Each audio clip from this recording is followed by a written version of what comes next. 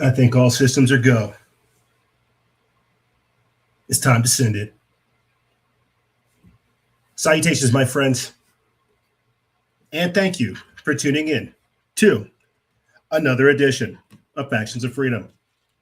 I'm your host, Noise Era, Freedom Faction, whichever one you prefer. And this is show number 1610, season 16, episode 10. And I have titled this episode, Crumbling Ceasefires, Medical Mishaps, and Orbital Operations. That's right. We are getting reports that the Artemis 2 is making its round trip back here to Earth in a week's time. We have a lot of different things to talk about with you amazing people. The fact that Twitter has indefinitely suspended my account from 2015. I'm going to have to ask you guys to follow the new one at _noise era.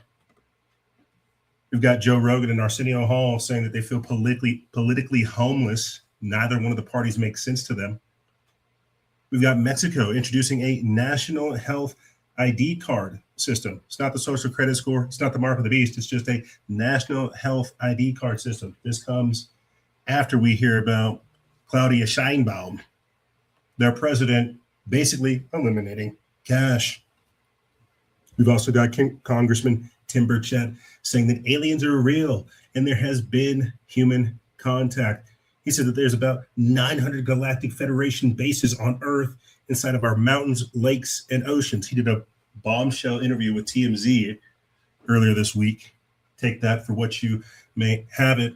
We've also got Sam Altman of ChatGPT talking about how they're going to be the trigger for the Great Reset, for the cyber attacks. He says that a world-shaking cyber attack is coming, and there's nothing companies can do to stop it. I won't lie to you guys. I tried to use primarily the posts that were found on Instagram this week. So whether this is a short episode, whether it's clippy, whether it's videos, whether it's vibes, what have you, it's all going back to the Instagram.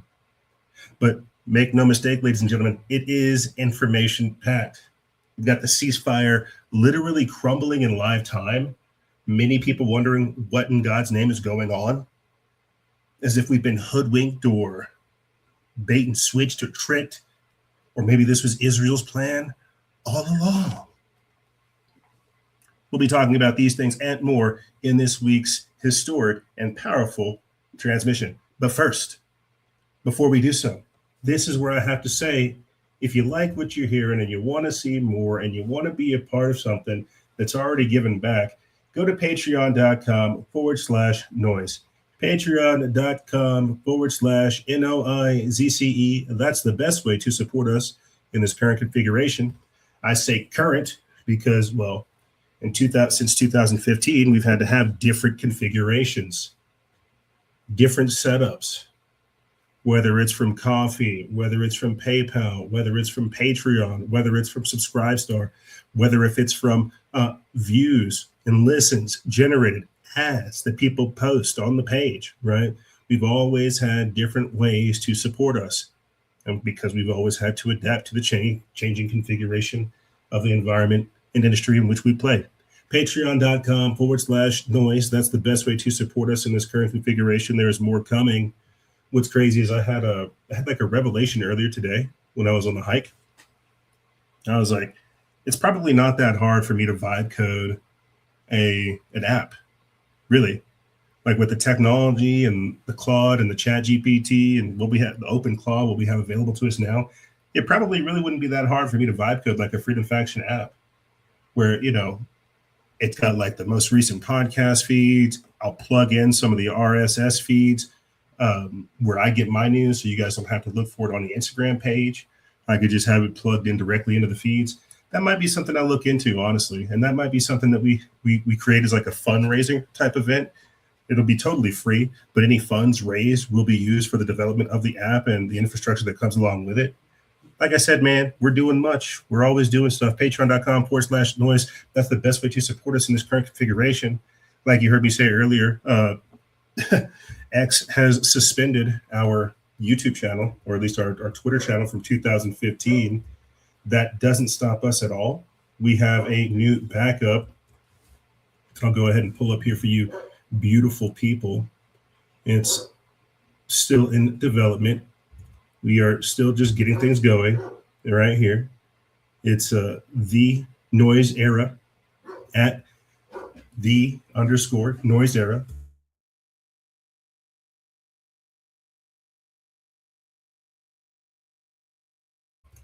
At the _noise era. I'll put the link for it in the description bar below so you guys can check it out. I haven't even put up like a banner, a new post, or anything like that. We're actually not even simulcasting on that platform. Like we're still just getting set up. There's all kinds of different ways for you guys to get involved in what we're doing. I'll put the link for that in the description bar below. And speaking of configurations, as you've heard me kind of allude to, we've been growing, we've been changing, we've been adapting. And a part of that growth is the fact that back in January of last year, we found out that Blog Talk Radio discontinued their services. We had to find a replacement, which is Spreaker, where you can find over 500 plus episodes available to you for free that you can download, that you can get access to, that you can help decentralize the operation with. It's also broadcasting on Spreaker, Google, iTunes, iHeartRadio, Podbean, Spotify, Alexa, Podcast Addict, and every other major podcasting platform. Again, over 500 plus episodes made available to you. As you've heard me been talking about, we have recovered our YouTube channel from 2014, our Noise Era channel, as well as our backup. We've been uploading clips from the show and the intro of every single episode to our recovered audience to communicate with them that we are still here. We've also been able to recover our Odyssey channel, which we're also simulcasting to from 2018. And so I think it's important that I do these timestamps for you guys, 2014, 2015, 2018, because we've been here for some time. We've been working, we've been fighting, and they've tried to chop us down at every single level, which brings me to my next point. We've been posting on Instagram again. We recently just hit 2,000 followers. Great. All we have to do now is get 304,000 more. No biggie. Again, you guys can find the updates for what we're doing inside of our Discord, both of our Telegrams, as well as our Instagram. I've been posting a lot more there, and I will be continuing to post a lot more there. I would highly recommend you guys to follow both the Instagram page, freedom_faction, as well as the new Twitter page at the Noise Era. Because I've been on my reply guy game with the crypto stuff I'm involved in. I'm all up and down comments and replies with the Noise Era, and that account's going to grow pretty fast. I'm telling you right now. And I get excited about this type of stuff. I'm not even going to lie to you. I think we've been kind of in our lame duck plateau coasting era for some good time. But I think we need these disruptions every now and then to kind of get us back on track and get us locked in different ways. Again, you guys can support us by going to patreon.com/NOIZCE. You can also support us through Rumble and YouTube memberships, because that's where we're broadcasting and where we'll be, again, connecting with our existing audience. You can also support us through Coffee, PayPal, Patreon, and Cash App. I'll put the links for all these things in the description bar below. Guys, seriously, I need your support. There's not really anything else to say other than that. That whole long-winded intro was basically me saying, hey, look at the credentials, look at the resume, look at the pedigree, look at the work ethic. Just, support us with $1 here, $2 there, $5 there. A little bit goes a long way. I'm telling you, a little bit goes a long way. And as somebody who's had to work with a little bit for a long time, scratching dollars out of pennies, man, or scratching pennies out of dollars, you can make things work. The abundance and the affordability is there. Again, get you guys some New Leaf Naturals CBD oil. I'll put the link for that in the description bar below as well. And I think this might be my final plug before I move into the stuff, talking about My Patriot Supply storable goods. Like, I tell you what, boys and girls, it was crazy, man. I was just talking with my old man. I was talking with my dad the other day because he'd come down and we were just talking about storable goods. we dropped like $4,000 on storable goods, getting generators, getting water filtration systems, getting 12 months worth of food, getting a lot of stuff that I can't wait for it to get here so I can do the show or at least do like Instagram lives and have it sitting right here, because this is what we've been talking about. This Strait of Hormuz stuff has so many people spooked. People are getting prepared. You need to. Like, I've got a video clip that we'll play later on, I think either in this segment or in the next segment, of people moving RVs, boats, trucks, and other types of large items underground into mines in preparation for what's coming. And these aren't like your elite types. These aren't your Bill Gates, your Mark Zuckerbergs, or any of those types. These are just random everyday individuals. So, with that being said, let me go ahead and start pulling up some of the clips so we can start this transmission. A lot of different things to get into with you guys, and I'm going to try to hit it hard. But to kick off the intro, we're going to have a clip from 1993, which features Jordan Maxwell. I don't know the gentleman that's speaking, but I know Jordan Maxwell is in the clip whenever they're talking about it.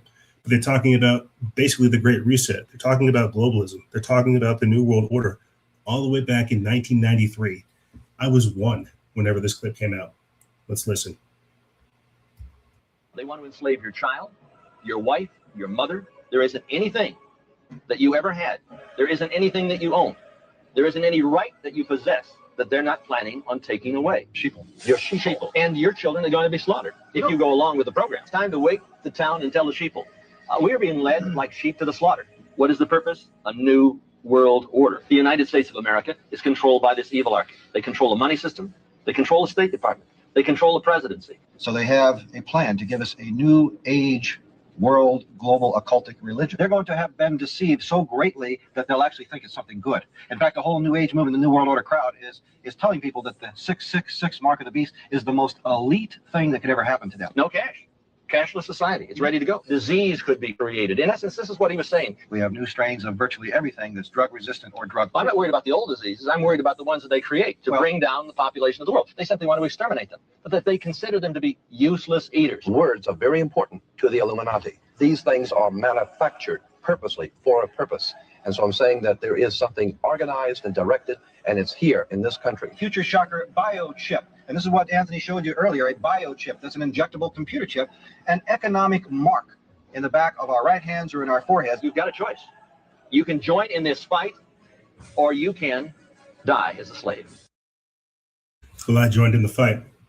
I joined in the fight, and I wanted to start this segment off, the intro, where we talk about how AI will be used as the trigger for cyber attacks and the Great Reset.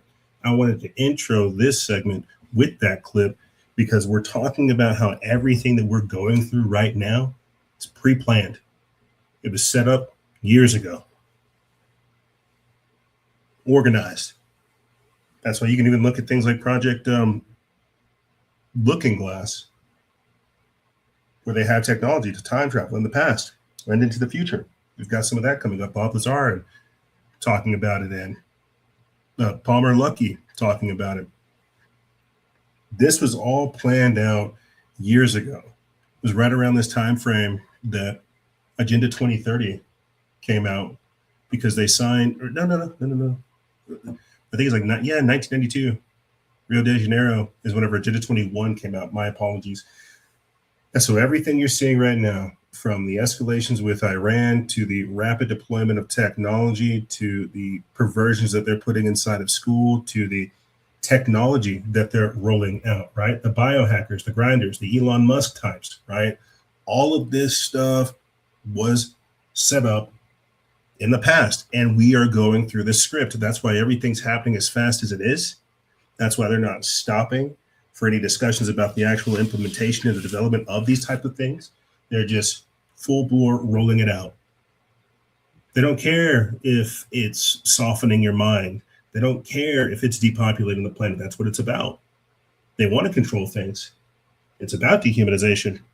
And so I know when I get up here and I start talking and I start rambling and ranting, it's hard for people to kind of wrap their minds around the scale of it. But no, you need to understand this was set up decades ago, because they knew that, one, They were running all the studies. They knew that at a certain point in time, people would become aware of the plot. They would become aware of the game, of the simulation, of the matrix.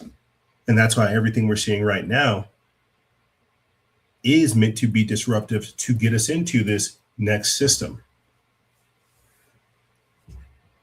It's one big club, and we ain't in it.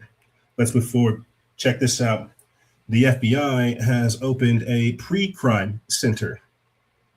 It says that President Trump's budget request to Congress contains the largest counterterrorism spending increase in years. And buried inside it is a new FBI-led center dedicated to, quote, proactively hunting Americans the government classifies as so-called domestic terrorists. The new center and funding boost represent the implementation of Trump's National Security Presidential Memorandum 7, the sweeping federal order I've been covering since it was signed last September. It says, though public opposition to ICE succeeded at forcing the administration to back down in Minnesota, even firing both Kristi Noem and Gregory Bovino, the FBI is doubling down on its domestic terrorism obsession. Now, Trump's budget request reveals the FBI runs a dedicated NSPM-7 Joint Mission Center with personnel from 10 federal agencies.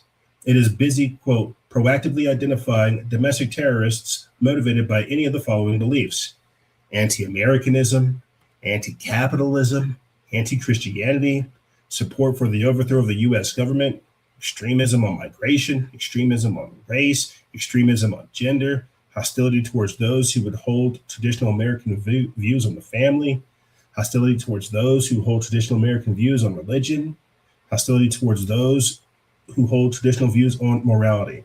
In other words, if your views are practically anything other than MAGA, you're on notice, courtesy of the FBI. So when we talk about this stuff being set up in the past, decades ago, and it unfolding now, this is a perfect example. Pre-crime, Minority Report, a movie from Hollywood with Tom Cruise, where they have the technology, they have what are they called? Precogs. It's where you have like these people who have psychic capabilities or precognitive capabilities hooked up to technology, and people are able to observe future events using these precogs basically as vector points, as vessels.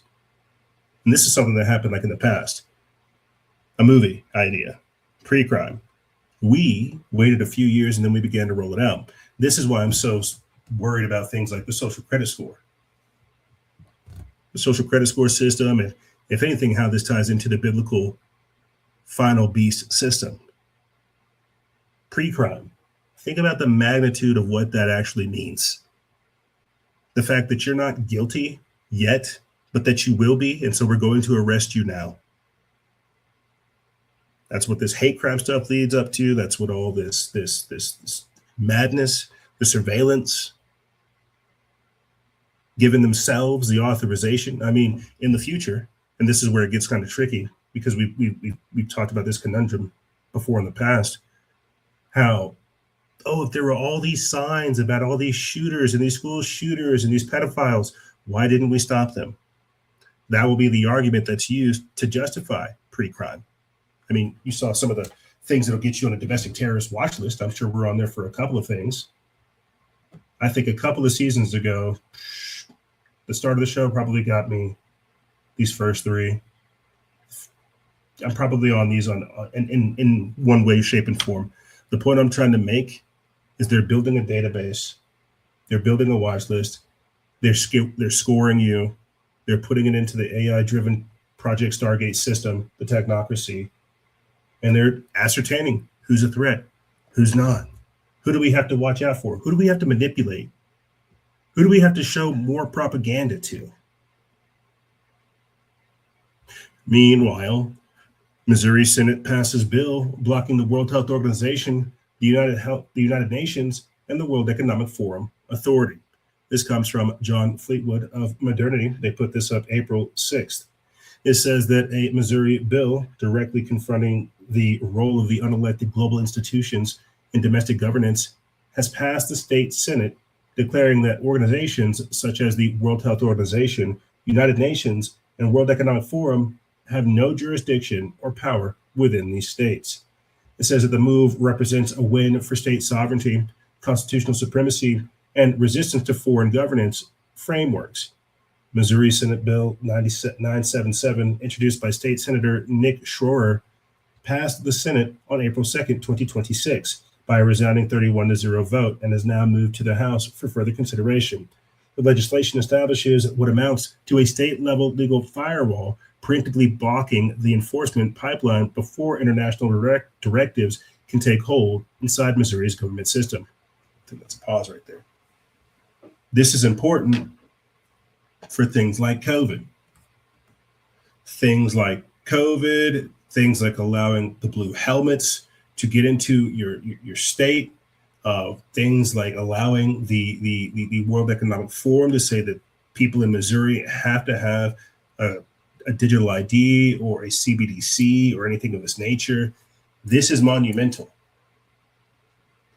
because this exposes globalism at its roots. It shows that we're losing our state level powers.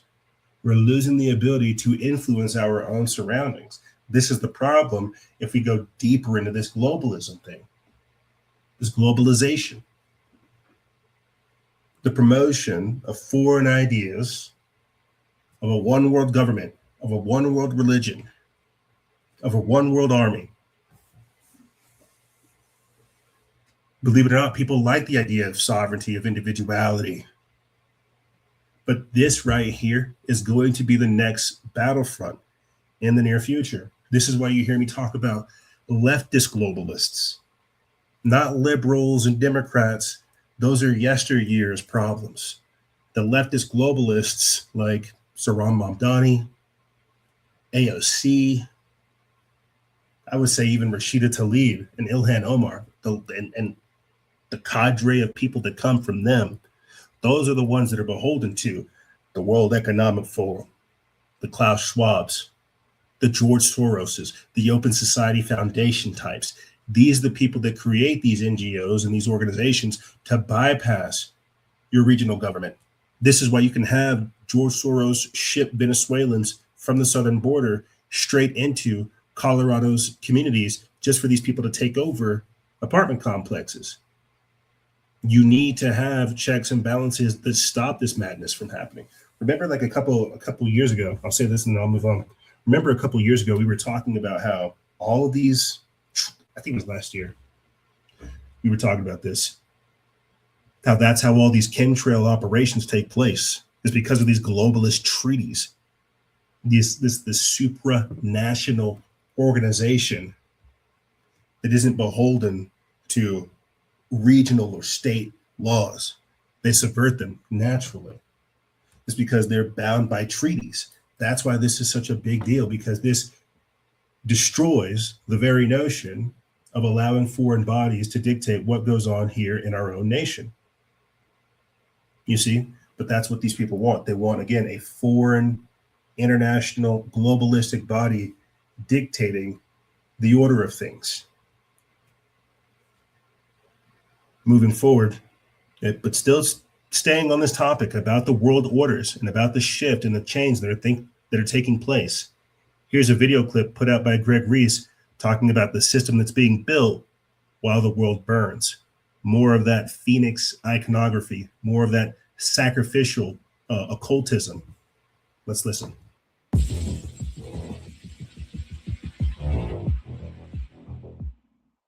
According to the Brookings Institution's analysis of carbon tax timing, high fossil fuel prices are the worst time to impose a carbon tax, but are the best time to build the underlying market architecture. And that infrastructure is rapidly being built and deployed by the biggest multinational corporations, governments and states, and the United Nations, especially in the past few months.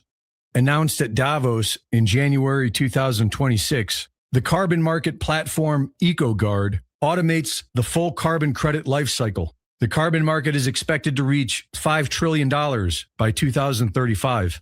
This infrastructure is designed to be invisible and ubiquitous. The goal is for every transaction, settlement, and data point to be managed behind the scenes so that the user is not aware of it. Also at Davos last January, Palantir CEO Alex Karp said that AI will destroy humanity's jobs and described a future in which high school students train for factory jobs, no one goes to college or immigrates, and black box software run by major government contractors determines whether society is being run properly. For the more compliant, the so-called 15-minute city, smart city, and freedom city models are being built to incorporate digital ID, carbon tracking, and population monitoring. Where you live, how far you travel, and what your carbon footprint is are already being tracked in multiple countries and several U.S. cities. For the non-compliant, the prison business is booming. Federal and state governments have announced over $2 billion in new prison construction in the past year alone, and the private sector dwarfs that.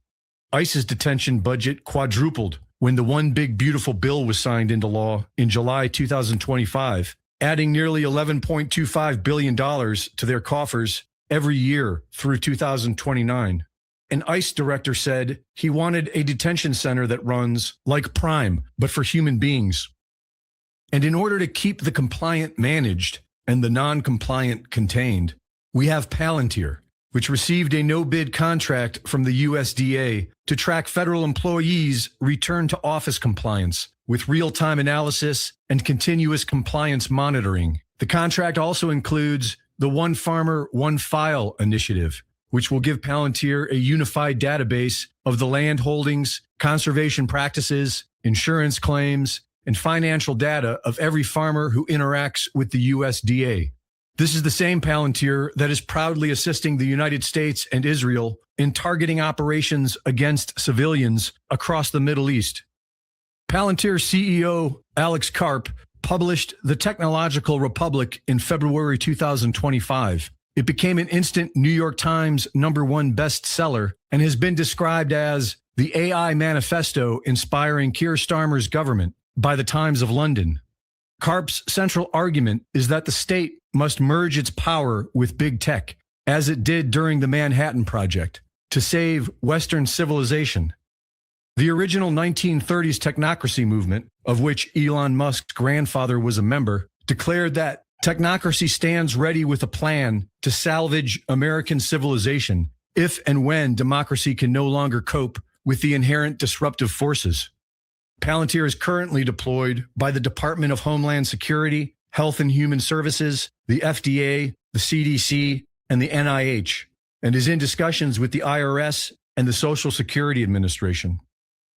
The Bank for International Settlements has been quietly publishing frameworks for CBDC interoperability that would allow all national digital currencies to communicate with each other under a unified settlement layer. Sam Altman's WorldCoin project is building a worldwide biometric identity system with the stated goal of distinguishing humans from AI agents at scale. It already operates in dozens of countries. The new system is falling together in pieces: a digital ID to fight fraud, a stablecoin for faster payments, carbon tracking for transparency, and AI for government efficiency. Our driver's license becomes our digital wallets, and our level of compliance can determine how much access we have to them. There appears to be very little pushback, and soon it may seem to be the only option available to avoid total collapse. Greg Reese reporting. Always great work.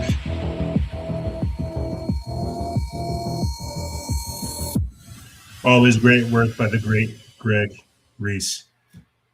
How crazy is that? Did you guys know about Alex Karp's Technological Republic? I did not know about that. I did not know that the current CEO of Palantir put out a book called The Technological Republic, basically talking about how he wanted to help redeem Western civilization. And I'm very glad that Greg Reese referenced the fact that Elon Musk's grandfather was a part of the original technocratic movement. That's what I'm alluding to. The people and the problems that we are dealing with today were set up by a completely different generation, a whole new guard, right? That's what we were talking about just last week with you amazing people. How that's what Cory Booker is saying, that they need new guards, they need new leadership. We're following underneath the leadership of previous globalists previous secret societies orchestrating in the background how to subvert society and consolidate power. We're at that time right now. This is what it looks like.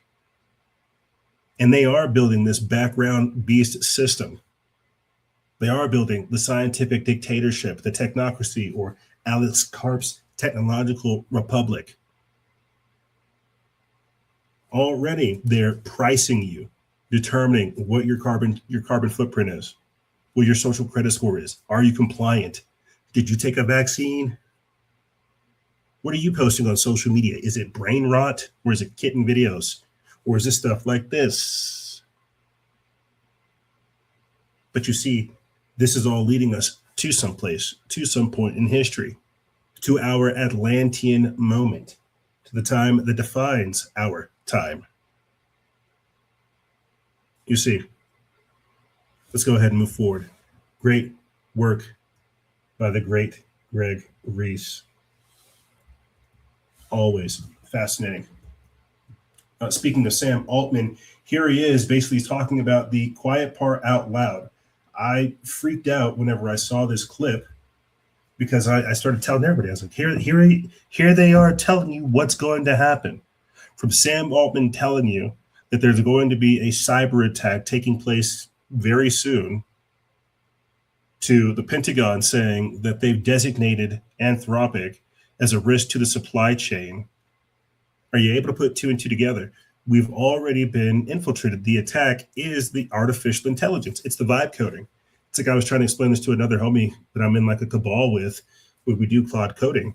And I was explaining simply that, how the attack has already taken place.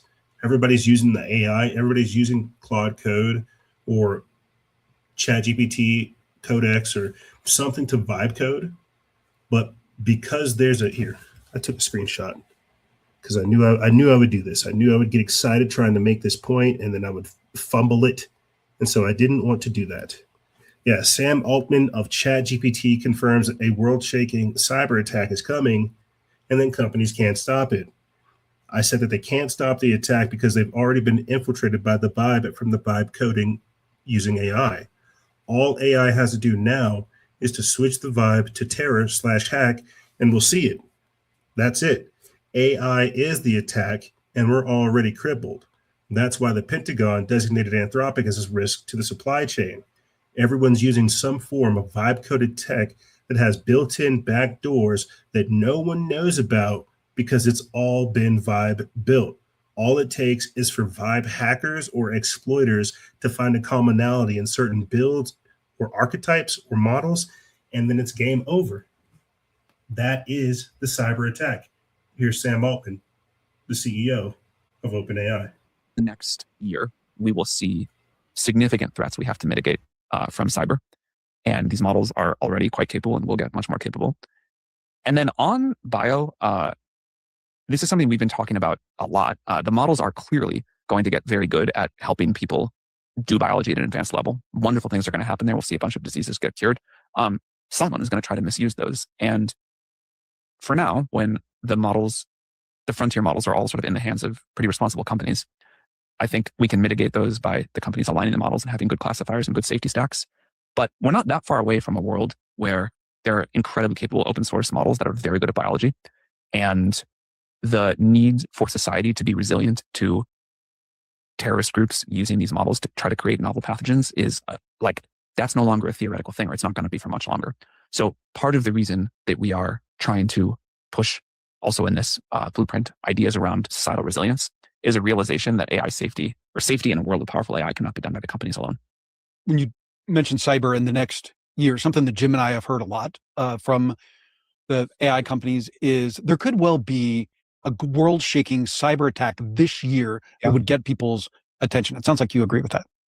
I think that's totally possible. Yes, I think to avoid that, it will require a tremendous amount of work. Also, in a sort of resilient style approach. Again, it's not just like make one AI model safe. It is defenders. We have this thing called the Trusted Access Program. Other companies have other things, but cybersecurity companies, the major platforms, the governments using this technology to try to rapidly secure their systems, the open source stack, all of that.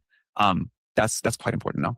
Last one on this. Given the overwhelming power that you see AI having, what's the case against nationalizing OpenAI and your competitors? I actually think in a different time, we used to say this a lot, the government should be doing this kind of work. And in a different time, I think it would have happened. If you look at some of the great, expensive infrastructure projects of history or just scientific projects, things like the Apollo program, the Eisenhower Highway System, even the Manhattan Project, these were government projects. And in a different time, I think the creation of AGI would have been a government project too. I don't think in the current way the world works, that is likely to be successful. And so I think the biggest case against nationalization would be that we need the US to succeed at building superintelligence in a way that is aligned with the democratic values of the United States before somebody else does. And that probably wouldn't work as a government project. I think that's a sad thing. However, I do think absolutely the companies developing this and the government have to work extremely closely together. I don't think this works as like a standard or a company and you're the government. There's going to have to be very, very deep partnership here. In the next year, we will see very, very significant deep threats we have to mitigate from cyber. And these models are already quite capable and will get much more capable. Bro already talks like a robot. It's kind of crazy to think about, but I mean, that's probably what happens whenever you're communicating with code all the time. But yes, no, a very, very deep partnership is what he's talking about. A very, very deep partnership with the government. And they're right. This is something that government should be working on. But we're in the business of bombing school children and assisting Israel at the moment, so we can't really help with the development of AI. And whenever we do, we designated a risk to the supply chain. And so we're offloading it to private companies, hoping that they're being responsible with the technology that they're rolling out, even after we've heard people like Elon Musk say for years that we need to be worried about what this means. Now, before jumping into the actual talk about a cyber attack, did you notice about what Sam Altman was alluding to and the fact that in the very few next years, because of the proliferation of this technology and how it is intelligent and how people will be using it, they will have somebody in the very near future create a biological terrorist attack, a 12 monkeys type situation, a novel pathogen virus, a race-specific bioweapon using this. And I think it's crazy how much, again, we're already talking about how AI has infiltrated society. I thoroughly believe that, Donald Trump is using either Grok or ChatGPT for some of these things with this war in Iran. I thoroughly believe that we're already in the early stages of the technocracy. I think that's why they rolled out last year Project Stargate, that $500 billion AI infrastructure. Larry Ellison, Sam Altman, and many other people. And I know Anthropic and OpenAI are two different companies. I'm talking about AI as itself, as a whole. You've even got the NVIDIA CEO getting on board. I'm just trying to allude how we're already in the technological republic as put forth by Palantir CEO, Alex Karp. And this is what it looks like. So a cyber attack, we've already been underneath it. Let me read this quick post, and then I'll go ahead and jump over here to this article talking about Claude being designated as a threat. Again, this is the centerpiece of what we're talking about right here, right? He's saying the quiet part out loud. He's letting you know that a cyber attack is coming, a biological weapons attack is coming, and they're going to use AI to do it. It says in a recent Axios interview, OpenAI CEO Sam Altman issued stark warnings about the rapid advancement of AI, stating that a, quote, world-shaking cyber attack is, quote, totally possible within the next year due to the increasingly capable frontier models. Altman highlighted the next generation AI will dramatically boost cybersecurity offense capabilities, making prevention nearly impossible for individual companies. Instead, he advocated shifting focus to building societal resilience through deep government industry partnerships, including giving defenders early access to advanced models. On biosecurity, Altman noted that AI is becoming, quote, extremely good at advanced biology, promising breakthroughs like curing long-standing diseases, but also enabling misuse. He warned that once capabilities spread to open source models, terrorist groups could use them to engineer novel pathogens, describing the risk as, quote, no longer a theoretical thing. Beyond immediate threats, Altman argued that superintelligence, AI surpassing human intelligence, will profoundly disrupt economies by allowing individuals with AI tools to replace entire teams. We're seeing that take place right now. To address massive job displacement and inequality, he proposed a sweeping policy overhaul, dubbed a, quote, superintelligent New Deal. This includes redistributing AI-generated economic gains, new tax structures, a public wealth fund, and rethinking the balance between labor and capital in an AI-dominated world. I think we have everything we need right there. Hey, so we're here to take over everything, but don't worry, we're going to give you some of the money that we make from everything we took over. No, you're not a slave. No, you're not held captive, but you're not allowed to go anywhere, and we're domesticating you, okay? And you have to think about it, because this ties into what I was saying again with another one of my cabal members in regards to how this AI is being used. We're getting hit with like the triple whammy. It's like worse than being an employee. You know, it's like we're paying to be bug and beta testers. It's like we're the product, and it's worse than being an employee with these people. So no, we're not enslaved, but it's worse than being an employee. No, we're not indoctrinated, but we are basically having to go along with what these people are saying. And as they gradually integrate with the wholeness of society, think about the power that they've amassed. We thought Elon Musk, we thought Mark Zuckerberg had power. These people have backdoors into the Pentagon now.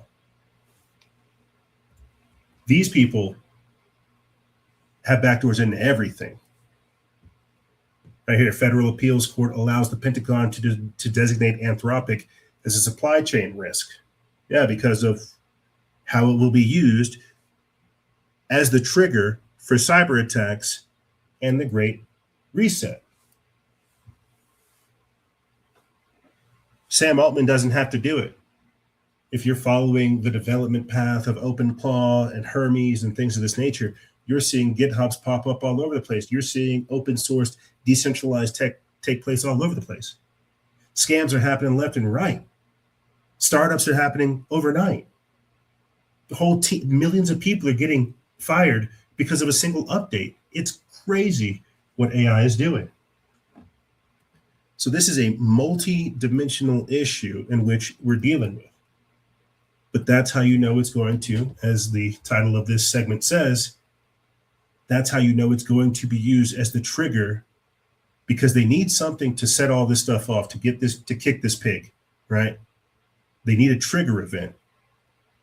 Remember a couple of years ago, or remember whenever Donald Trump got shot, and then whenever he started posting about it, there was like an internet blackout, specifically on like Windows machines and Amazon Web Services and stuff like that. That was before AI. Think about what's happening now. They need a trigger event, something to disrupt everything so that we forcibly go into this brand new system that they're building. Let's go ahead and watch this quick news report talking about how somebody that was addicted to ChatGPT had over 270 chats with it at Florida State University, ended up going on a killing spree, leaving at least 2 people dead. This is what happens with the AI psychosis. Let's listen.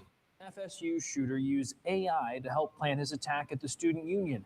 That's the new claim from a lawyer representing the widow of one of the victims. Our Capital City correspondent Matt Hoffman joining us live from FSU's campus tonight. And Matt, you reviewed these allegations. What can you share?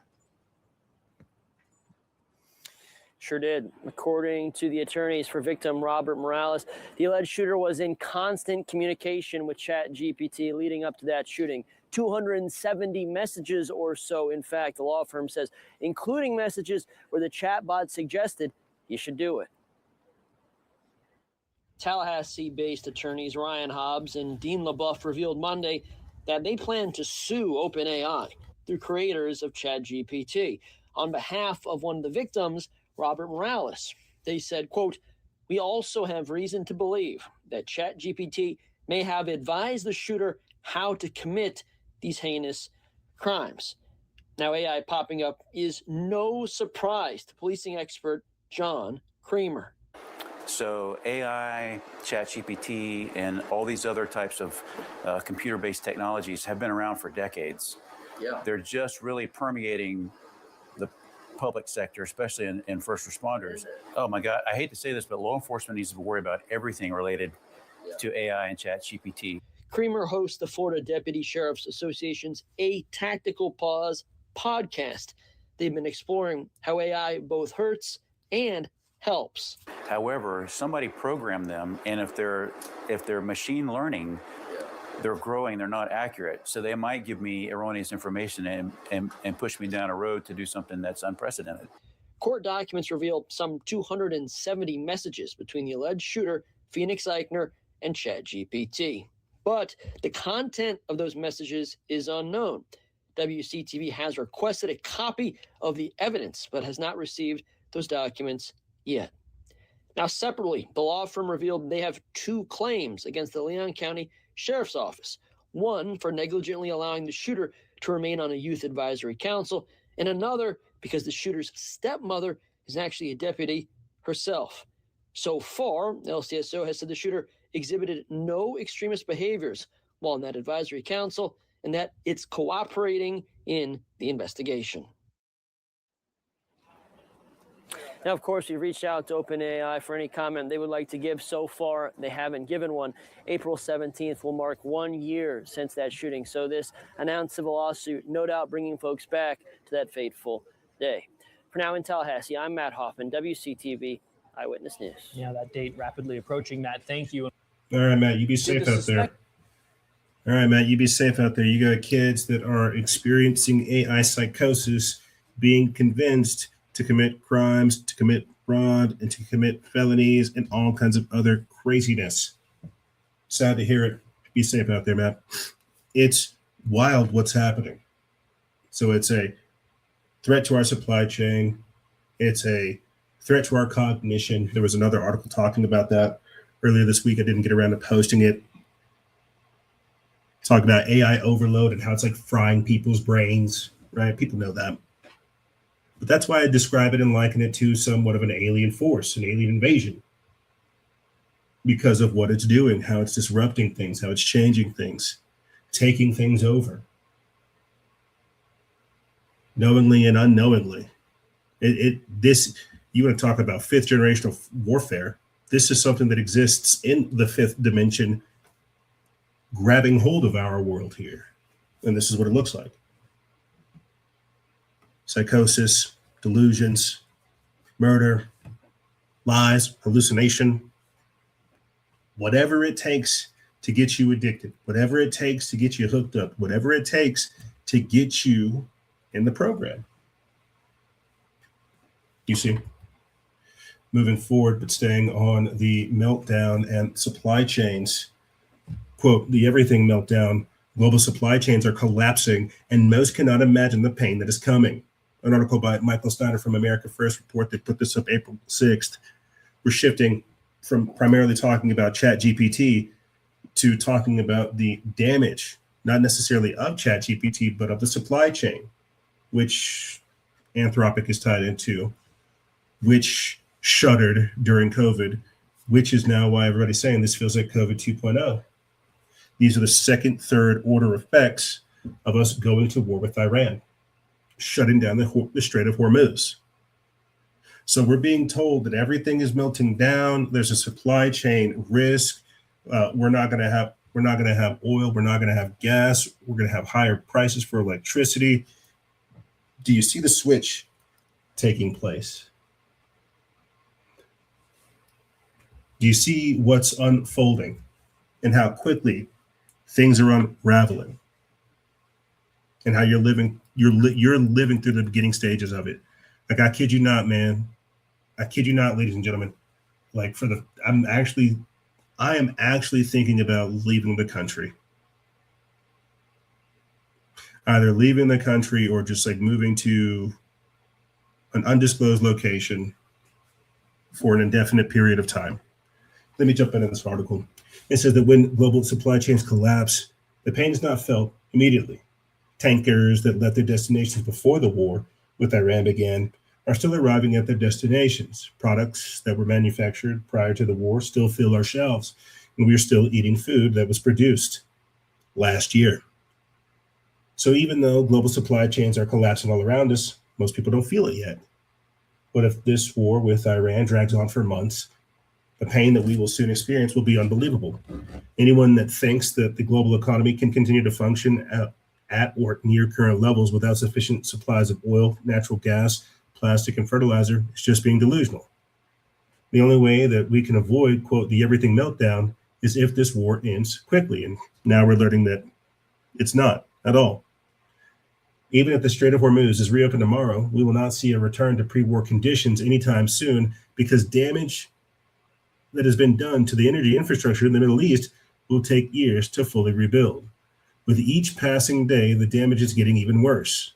It says, for example, the biggest natural gas processing facility in the United Arab Emirates was just shut down following an Iranian attack. It says, in just hours ago, the Iranians caused substantial damage at the Suqali oil sector complex in Kuwait. An Iranian drone attack caused a fire at the Suqali oil sector complex, Kuwait authorities confirmed on Sunday morning. It says the attack caused no casualties. The facility hosts both the Kuwait Petroleum Corporation and the oil ministry's headquarters. Over the past month, we have witnessed so much destruction to vital infrastructure, and it appears that the war is going to escalate to an entirely new level this week. If President Trump follows through on his threats to destroy Iran's power grid, the Iranians have warned that they will unleash unprecedented attacks on energy infrastructure all over the region.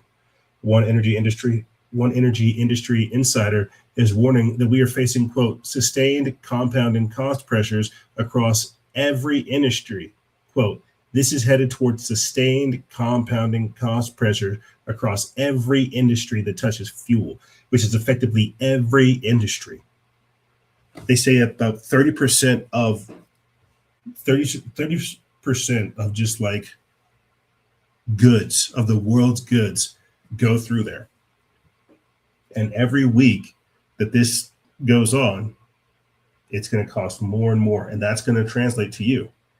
You're already feeling it right now with the gas. You haven't felt it yet with the products. This is why I tell you, you need to get prepared with storable goods. And if anything, we need to broaden that, because it can't just be storable goods. It's got to be medicine. It's got to be water. It's got to be technology. It's got to be batteries. It's got to be ammunition. It's got to be all of this different type of stuff. But you see, later on in the show, when we talk about that warehouse that was burned in California, if you're locked down, or at least you're stored somewhere, you're taken care of, you're still on the ground, above ground with all these friggin' crazies. So even if you get prepared, even if you get storable goods, are you prepared to take a life? Are you prepared to defend yourself? Are you prepared to defend against people who would set fires to warehouses, that would set fires to forests, that would set fires to farms?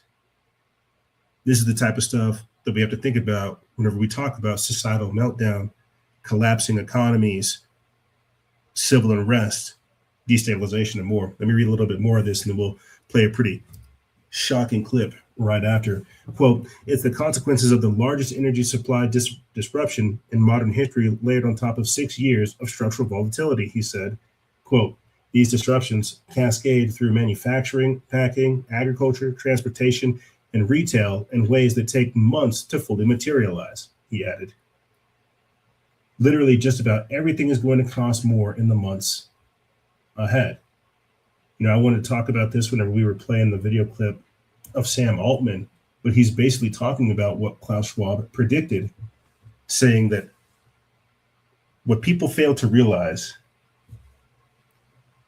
is that with a cyber attack, it will bring to a complete halt to the power supply, transportation, hospital services, our society as a whole. The COVID-19 crisis would be seen in this respect as a small disturbance in comparison. That's what Sam Altman is talking about. That's what we're seeing right now, not the cyber attack, but everything coming to a screeching halt and the chaos that is bubbling underneath. Jumping back in the article, it says virtually our entire trucking industry runs on diesel. And at this point, the average price of diesel in the U.S., diesel fuel in the U.S. has reached a staggering $5.53. So this is survivable But what are we going to do when it reaches $10 a gallon? Already, the average price of diesel fuel in San Francisco has surpassed $8 a gallon. Maybe you don't care about the price of diesel fuel, but you should, because the cost of diesel fuel is going to get passed along to you. Already, shipping companies are starting to impose very large surcharges on their customers. E-commerce giant Amazon also said that beginning April 17th, it plans to add a 3.5% fuel surcharge on third-party sellers, while FedEx and UPS has also recently introduced fuel surcharges, according to the Associated Press. Stuff just doesn't show up on your doorstep or in the stores by magic. It takes fuel to move stuff around, and so all the stuff that you buy or use on a regular basis is going to get more expensive. And that is really bad news, because even before the war, we were already in the midst of a historic cost of living crisis. In many areas of the U.S., the price of a pound of ground beef is now higher than the federal minimum wage. Like, bro, that's crazy. That is crazy. Like, this is what the Great Reset looks like. This is what implosion looks like. This is what chaos looks like. This is what disruption looks like. Uncertainty. This is unsustainable, to use these people's terms. And they're totally making things unsustainable. In my conspiratorial mind, I'm asking, like, what is going to be the counterpunch? What is going to be the art of the deal thing? What solution are they going to sell us through this manufactured crisis that they're creating? None of this had to happen. But because you had Donald Trump listening to Benjamin Netanyahu, Mark Levin, Ben Shapiro, Laura Loomer, AIPAC, and the whole Israel lobby, you have to pay all the extra for everything. You have to pay for societal meltdown, inflation, war. And you hear these people saying stuff like this. Oh, it's not going to go back to pre-war prices. It's not going to go back to pre-war conditions. This is what happens when you destroy your economy. And now the war in the Middle East is going to make things much worse. Just about everything that we buy either contains plastic or comes wrapped in plastic. It says that plastic are core to the modern economy. And a troubling new Bloomberg report indicates that several producers of monoethylene glycol, MEG, and purified terephthalic acid have declared force majeure as tankers flow through the Strait of Hormuz remain heavily disrupted. It says, for context, MEG and PTA are the two primary feedstocks used to produce polyethylene terephthalate and polyester fibers. These petrochemicals are critical to the production of everyday consumer goods that make life in the developed world convenient, including plastic bottles, food packaging, clothing, home furnishings, and a wide range of consumer goods and industrial goods. It says, in other words, these chemicals are foundational petrochemical building blocks for the modern economy. Any sustained disruption to these flows would be detrimental to the global economy. I really wish this wasn't true, but our economy simply cannot function without plastic. Every industry on the entire planet is going to be affected by the supply chain disruptions that are occurring. I think that's just it. I think that's the easiest way to summarize it so we can move on. Every industry on the entire planet is going to be affected by the supply chain disruptions that are occurring. And even if this ceasefire went through, they're letting some people through, they're having them pay in Bitcoin. The flow of money, Iran is going to make a killing off of this. We lost this. We did not do well on this. The 10-point plan, apparently Donald Trump threw it in the trash. We'll talk more about this in the next segment. This is me just saying that they're preparing you for societal meltdown. They're telling you what's going to happen, how they're going to use it, how they're going to use AI, how it will be the trigger, how it's already happening. And there's dominoes to this. It's not a light switch. The economy is not a light switch. That's what we learned during COVID. And that's why they're calling this COVID 2.0, because even if they did try to turn this back on tomorrow, the effects of what we're feeling haven't hit home yet. Let's go ahead and move forward to this groundbreaking clip, this bombshell clip that I found literally right before the show. I posted it onto our Instagram. It's of a family, multiple families, moving all of their RVs, their trucks, their boats, all of their equipment to an abandoned underground mine. Let's listen. All the vehicles are moving in. We got the families moving into place. This is the mine where we're going to be held up for months. We're preparing, man. I told you, we had to get ready for what was coming. So we've got our families and stuff. Food storage is good up. We're packed up pretty tight in here, but it's going to be good to go, man. You know what I mean? Better safe than sorry. So we're getting loaded up. Everybody's moving in. We have different families in different sections. Right on. You got to be prepared. We've reinforced this just in case of any blast up above. But we are literally under a mountain here. You got to be ready for what's to come, people. And we are. Right on. Like I said, we're packed in there a little bit tight. We're going to make this work. About 400 families down here. All right, here we go. That's crazy. If you can, take cover while there's still time. That's at Teacher Bill over there on TikTok. If you guys want to go look at it, again, I put the video up on our page. What did he say? Over 400 families? That's crazy. And that also might be a play right there for anybody that wants to come up with some wild kooky idea, you know, saying, hey, I'm going to go purchase an abandoned mine. Would you and your family want to move your RV or your truck or your boat in here? Here's all the slots that we're going to have. Here's how much it's going to cost. It's either a one-time or like a three-time payment or something like that. This is crazy to me, especially given the fact of how much we talk about deep underground military bases. But this is what happens. People can read the tea leaves. They can see what's going on. They can hear about the Elon Musk and the Mark Zuckerberg bots and the Bill Gates is getting their deep underground military bases prepared. Again, what did we talk about just last week with you guys? That Donald Trump came out and talked about this week saying, oh, well, we're not going to do that. Construction's halted. It's like last week, Donald Trump was talking about how they built this massive military complex underground. And then all of a sudden they were like, oh, well, you know, turns out for security reasons, we're not going to continue that construction. It's because he was talking too much. Everybody can see what's going on. They can see the elites going underground, building bases, getting prepared for some type of geophysical event, some type of nuclear event. We're not sure.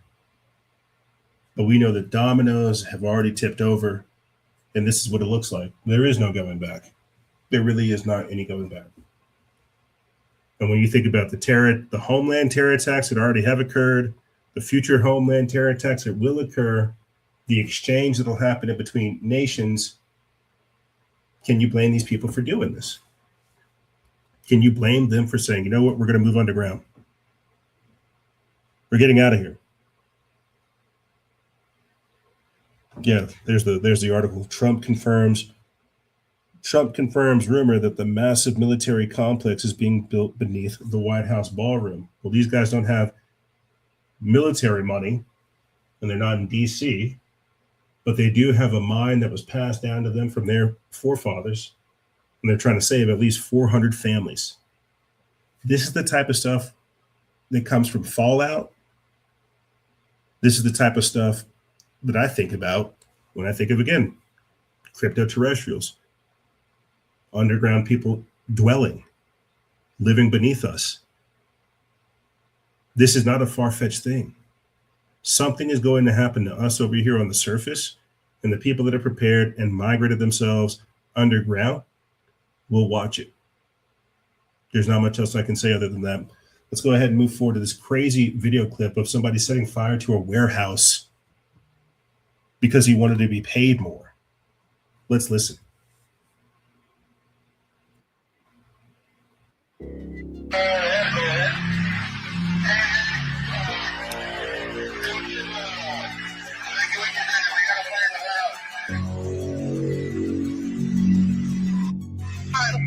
Should have paid us enough to fucking live. You know, we may not get paid enough to fucking live, but these bitches, they're cheap. All you had to do was pay us enough to live. All you had to do was pay us enough to fucking live.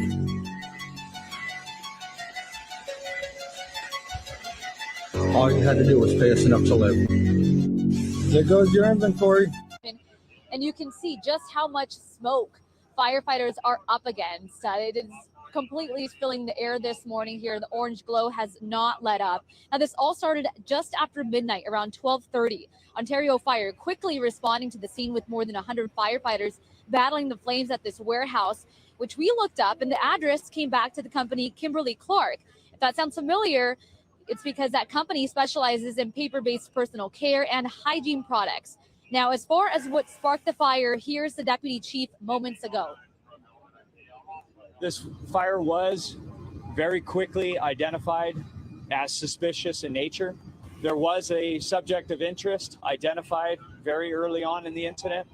That subject has been arrested and has been taken to the Ontario Police Department, where he will be interviewed by detectives. I saw it on the freeway.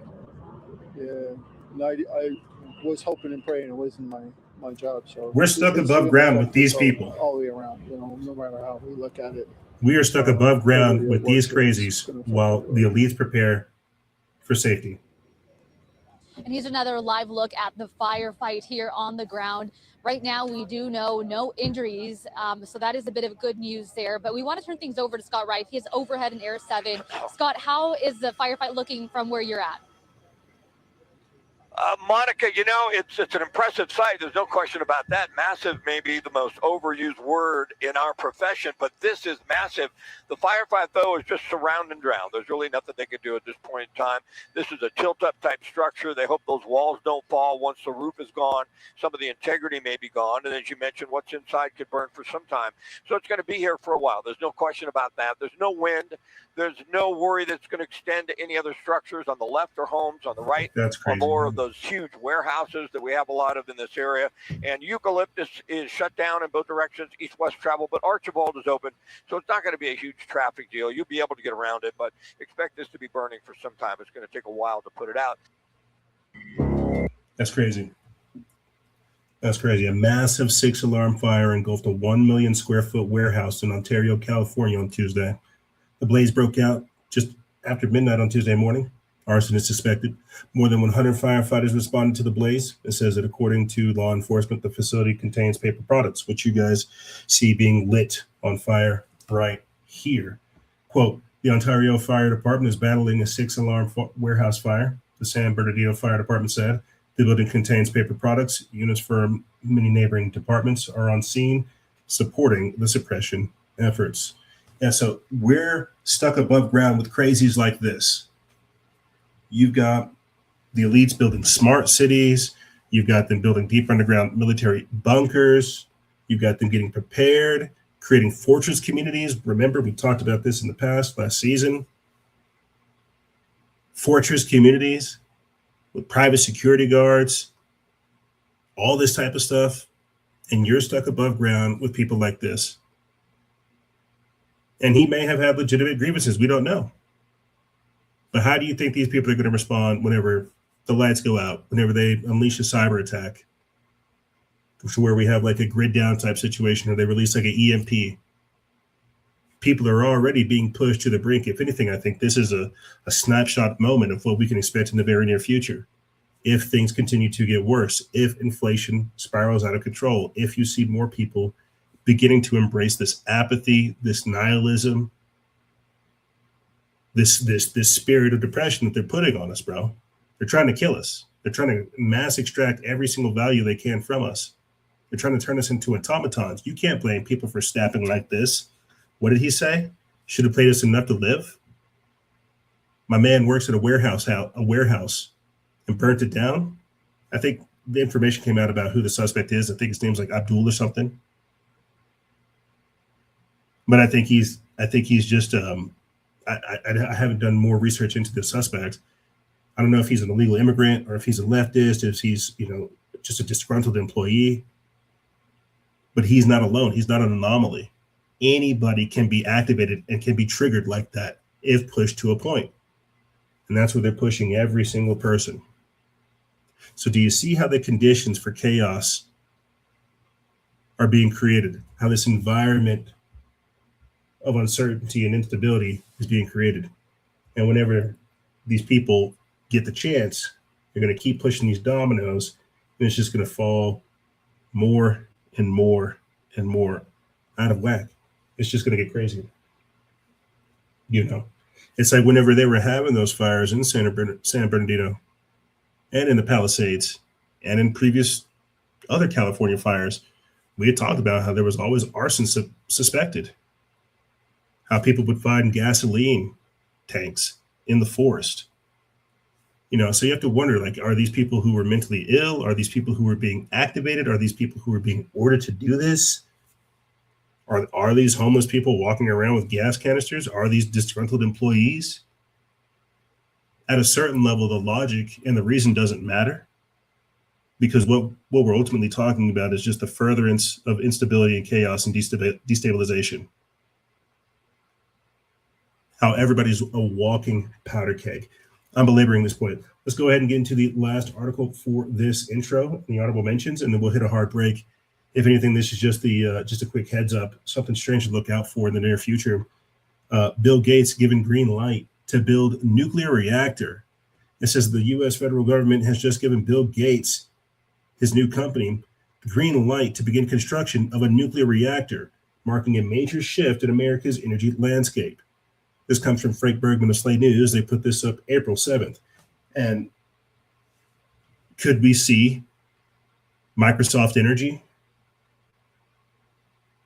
The same way you have like a Microsoft computer or an Android or an Xbox, could you have like a little mini nuclear reactor created by Bill Gates?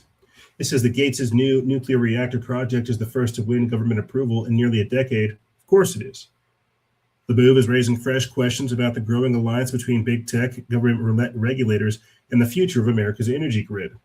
The U.S. Nuclear Regulatory Commission has granted a construction permit to TerraPower to build a next-generation nuclear reactor in western Wyoming. There it is. TerraPower is a company founded and funded by Bill Gates. The project, valued at roughly $4 billion, will involve a sodium-cooled reactor, an advanced design that differs significantly from traditional nuclear plants. TerraPower CEO Chris Levesque confirmed the milestone, stating that, quote, "We have spent thousands of manpower hours working to achieve this momentous accomplishment. The reactor is expected to be completed by 2030. It will generate up to 500 megawatts of electricity at peak capacity, enough to power around 400,000 homes. The approval comes as energy demand surges across the United States. The demand is driven in large part by the rapid expansion of artificial intelligence infrastructure. The computer systems that power AI demand huge levels of power. Major tech firms, including Mark Zuckerberg's company Meta, are now aggressively investing in nuclear energy to secure reliable power for data centers. It says that Meta has already entered into multiple agreements with nuclear developers, including TerraPower and Oklo, while also partnering with Vistra to purchase electricity from existing nuclear plants. These deals aim to bring new reactors online as early as 2030, with some projects targeting capacities large enough to power entire cities. So again, we get this notion of just like a smart city, of like a build in the matrix type situation, of an autonomous city, where you have like a nuclear power reactor just in the middle or somewhere off in the background, powering it. Crazy. It's like we can hear them talking about the reset, talking about what they're going to do, and at the same time talking about how they're going to rule on the ashes and what comes next, how they're going to purposely roll back society to a more manageable level, but still put out like cleaner energy sources. But this is why I talk about the socioeconomic, socio-political, and socio-cultural reformation, because that is the Great Reset. Everything you see us talk about to a degree on the show and on the page, these problems, these are all things that they're purposely putting up here to say, hey, we have the solution. It's just another problem, but it's better than the previous problem. You see? Like, hey, we're not going to go with green energy. We're going to go with nuclear energy. Hey, we're not going to go with renewable technologies, etheric technology, telluric technology, real hydroelectric. No. We're going to go with nuclear. Again, this is me just trying to intro the show. We have way more stuff to talk to you about besides Billy Boy Gates over here cheekily laughing about how he's going to create a Simpsons-like world, a Springfield-type world. But this is what happens with these mini fiefdoms, these mini kingdoms, these mini tyrants, these technocrats. Imagine a crumbling city. Just imagine like a crumbling city. And then imagine a shiny, new, smart city with a brand new nuclear reactor at the center, powering homes, where you have reduced energy costs, reduced rent, reduced everything because of this abundance of energy that we're producing. All you have to do is move inside of the smart city, the 15-minute city. You see how that works? You see the trap? Well, that's how these people operate. But here's how we operate. We're going to take a quick break. And when we come back, we're going to be talking about what's going on with this Iran situation, with these crumbling ceasefires. We've got all German men aged 17 to 45 required to get army approval for trips abroad lasting over 3 months. Meanwhile, over here in America, automatic enrollment of eligible men into the U.S. military draft system is beginning in December. We're going to be talking about that ceasefire that lasted for at least like 20 minutes, I think, before Israel hit Lebanon 100 times in 10 minutes. We've got Pete Hegseth saying that God deserves all the glory, saying that we're basically waging a holy war as Trump is proposing a $1.5 trillion war spending budget, the largest in decades. We're going to be talking about crumbling ceasefires and more on the other side. Ladies and gentlemen, don't go anywhere. This is Freedom Faction over here on Factions of Freedom. And we'll be right back right after this.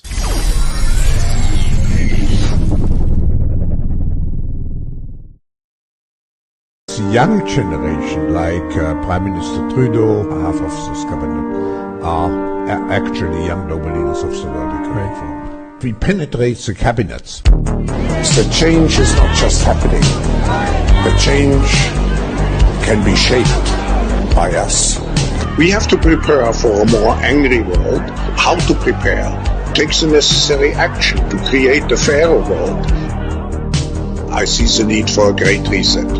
So people assume we are just going back to the good old world which we had, and everything will be normal again.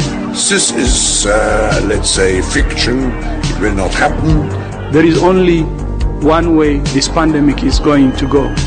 It's going to get worse and worse and worse. The next crisis is already waiting for us around the corner, and it is the climate crisis.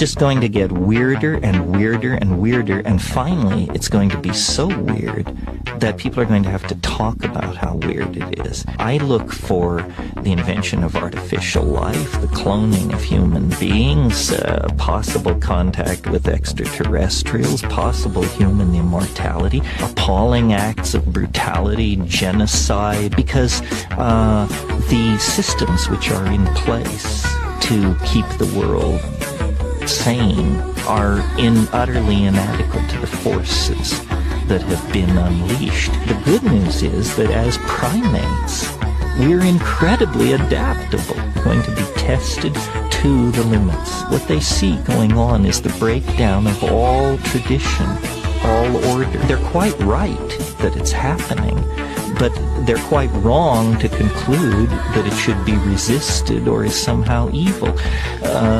The mushroom said to me once, it said, this is what it's like when a species prepares to depart for the stars.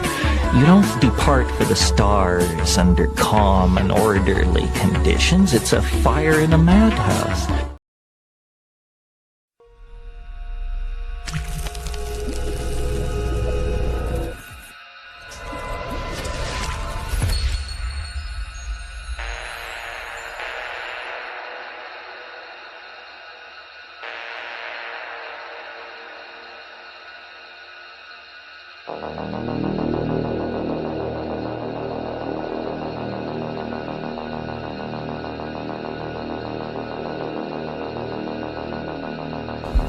People are worshiping AI gods. The alien invasion is already here.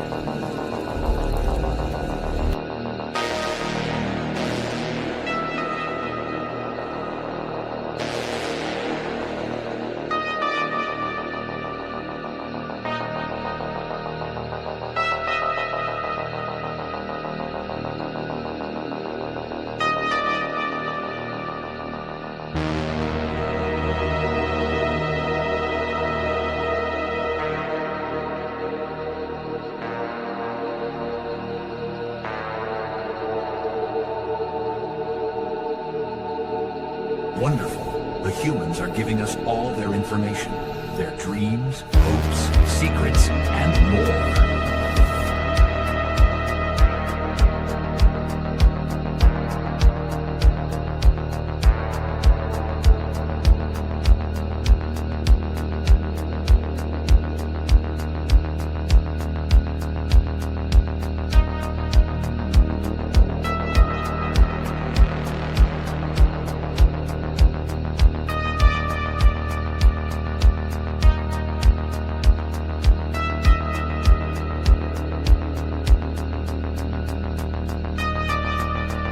Once the humans have exhausted themselves, only then will we insert our program into them.